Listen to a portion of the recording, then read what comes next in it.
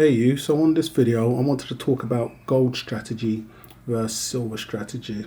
Now when I say gold strategy versus silver strategy, I want to explain the difference that I had for the both of them and how it's evolved and changed to what it is today. Now for my silver strategy, it was different from my gold strategy. This is my own personal strategy. Getting into silver, my initial strategy was to stack as many ounces as possible. Now that is practically still the same, but as I've become more savvy into the collector, or the collector in me has become a little more savvy, it veered into not so much bullion and more collector coins, and that's when I initially started my channel also, once I got into more of the collector coins. Now not a lot has changed with that, and I'll break down as I'm doing right now as to how it initially started, why it ended up changing, and where my gold and silver strategy is now. Now as I'm breaking this down, it'll be really interesting to see in the comments whether you guys either have a gold strategy or you don't have a gold strategy, you only have a silver, or you don't have a silver, you only have a gold, and are they both the same, or are you one of the individuals that may be waiting on a silver to gold ratio to come down and then you intend to convert into gold? So whatever your strategy is for the both, if they're the same or different, or why you like the other, it'll be really interesting to hear in the comments what your strategies are and how they've evolved and whether they're still the same. But for me, as I was mentioning, I initially started off, my main priority has always been to accumulate more ounces. That's always my main priority when it came to silver. Now more ounces is going to be stacking on my foundation. I started veering off a little once I got into the collector coins, as I could see a lot more leverage and opportunities and investment opportunities. So what I personally saw with the silver collector coins is that when they were sold, the multipliers were a lot better on the silver to what I saw on the gold. Now I've gone on to see gold can be as fantastic as silver, but silver already being at such a low price gives a lot more people the opportunity to get in. So when the silver coin in question, be it a collector or whatever kind of fruity coin it may be, goes on to do fantastic things, the multiply from the initial price is greater on the silver piece. So it was going just fantastic. Now that was my initial strategy on silver, so it was to accumulate as many ounces as possible, i.e. my foundation, and keep moving forward. Then once I got into collector coins, it was to leverage and, you know, look out investment opportunities with the silver coins. Now with gold, my initial strategy was to stack as much bullion, if I was going to, a small amount, but it was to be pure bullion. Now this is why I've ended up doing this video, because I was looking at my collector pieces. Even from my full stack video, my current gold stack does look drastically different from the video. Now it was initially just to collect as many bullion pieces as possible, but for every time I had the available cash, I'd put it into a gold bullion coin, i.e. a gold capital gains tax-free coin, would be a Britannia or something of the likes, and move forward. But what ended up pushing me further into the collector's market on gold, which I had absolutely no intentions of going down, was coins like this. Now when I say coins like this, you're looking at the quarter ounce gold beast. Now just it coming in a quarter ounce form meant I already had to pay an extra premium on gold. From an ounce downwards, your premium increase more the smaller the size you get. You can get down to 1/20th, 1/50th. You're paying larger premiums on the coin. So with myself, once I see myself doing that in one area, it doesn't really bother me, as I've already done it. So it did push me a little towards looking at a lot more collector pieces. Now with me and gold, you got pieces like this. I know some people, as I mentioned, believe that they're going to be able to pick up as much gold as they want come time of correction, or the silver to gold ratio goes down. But I do believe that also, but I believe it will be pieces like Eagles and Britannias and so forth, and you're not going to find a dealer that's going to reject silver for gold. So I don't think that may be a problem, depending if there's enough out there. Now I don't think you'll have these kind of pieces available. Now these are also other pieces that ended up pushing me down the collector gold route as well. These are pieces once in a moon opportunities that I saw.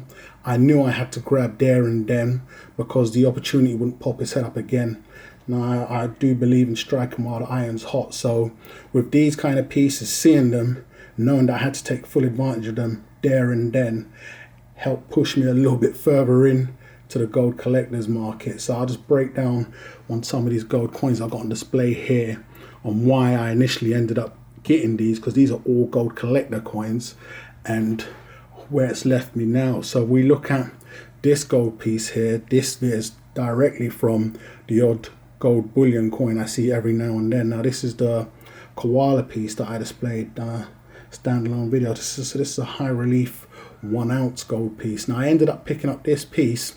I had the funds available at the time. It was just sitting there waiting to be spent on something, and this piece popped up. So now with gold and even with metals instead, I think it's a great thing to spunk cash on, or spunk fiat on if you are going to spunk fiat or blow it down the wealth drain. So spending it on metals has also become a lot easier for me, as I know I'm not literally flushing it down the drain. It's not being spent on absolute crap, because worst case scenario, we have the intrinsic value or the spot value to fall back on.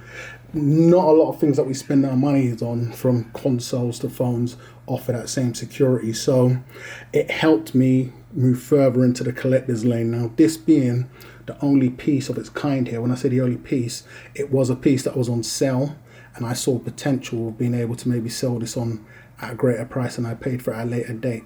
Now, that was the only reason why I picked up this coin. I did like it. I liked the features of it, didn't love it. And I thought, it's on sale, I'll be able to sell this for more than I picked it up for. It's never come round to selling it. I think I could easily get back what I purchased it for, and would have to see what I can do for it. But that was the only piece that fell into because it was on sale. So that's what ended up me getting that collector piece. With this piece here, I did really like the coin and the design of the coin, so that's what pushed me to pick up this collector piece. Now it has come out in silver now, which I will be picking up also, but as it was out in gold, I did definitely want to have this piece available in gold also. So these are also coins, as I mentioned, as I'm right here right now and I'm able to collect, I will collect. So this is the gold pieces. These are the coins that have had me veering and steering away from my initial strategy on gold. So looking at this piece, as we all know, this came out in silver, which I grabbed as many as I could. So from the BU to the proof, I picked these all up. But it coming in gold also, with the mintage that it had, it was an opportunity I thought I could not resist or pass on. So I went ahead and picked up this coin. Now this is exactly what I mean. Whether this will be available if an individual would want to, when the time comes and they want to convert, it keeps me in the game and keeps me loving the game, because I'm picking up metals, I'm into the Sirius's. So if I'm able to, I don't see why I shouldn't. I don't want to have to wait for a certain period of time and not have the opportunity to have certain coins that I really like. So looking at this coin, now this is the most recent one, and this is the biggest one I own.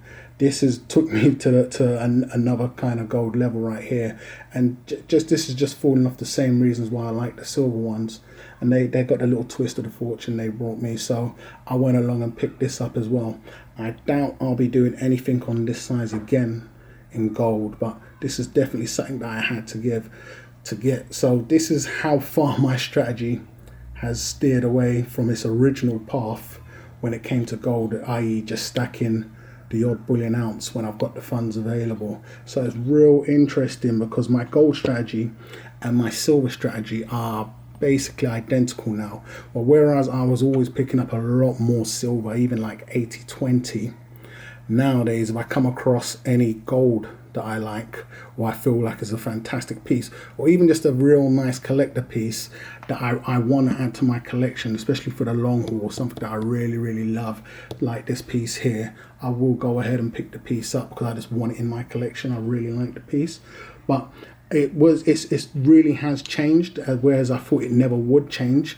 My silver strategy has basically stayed the same. My foundation is still my priority. I pick up the sets because I believe there's a lot more potential multiplying on the silver sets. With gold, throughout the gold coins I own, I haven't seen none that could do what my silver sets can do. But you need to remember, you do pay a lot more for the gold coming in. But another thing that is a joy for all people that stack metals is that we always, all of us, have the joy of looking forward to a price correction. So win, lose or draw, when that day comes, we get to fall back on that and see what happens from there. So it's just a real nice touch, but it's just real interesting to show where my strategy is now and how far it's changed from what it originally was. With my gold strategy, it was initially only just to pick up bullion, not in the smaller sizes, ounces, Britannias, and just each and every other pickup where I was doing on bulk with silver.